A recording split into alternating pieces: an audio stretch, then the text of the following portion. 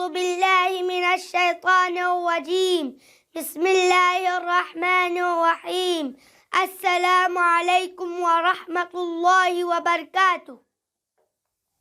پیارے بچوں، 23 مارچ برصغیر کے مسلمانوں کے لیے ایک ناقابل فراموش اور اہمیت کے حامل دن ہے، کیونکہ اس روز انہوں نے اپنے محبوب قائد محمد علی جناح اور حکیم امت ڈاکٹر علامہ محمد اقبال کی قیادت میں مسلم لیگ کے سالانہ اجلاس کے موقع پر ایک تاریخی قرارداد منظور کی، جس میں ہندوستان کے مسلمانوں کے لیے ایک الگ وطن کا مطالبہ کیا گیا۔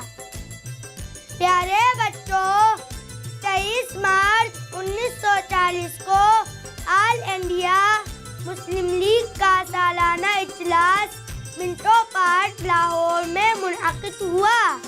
اس تاریخی اجلاس کی صدارت قائد اعظم محمد علی جناح نے کی۔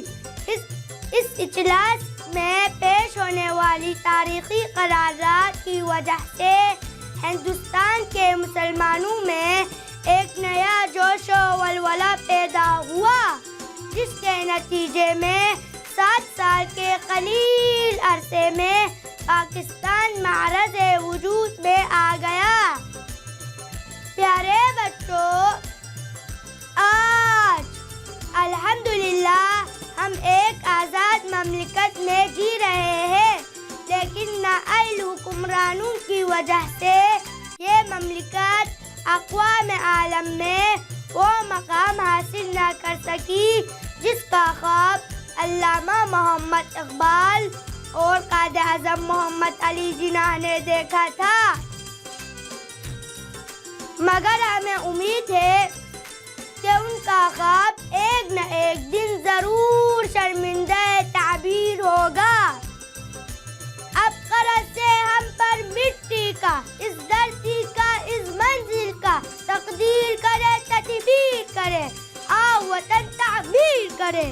بر محمد و آل محمد صلوات۔ اللہم صلی وسلم وزد وبارک علی رسول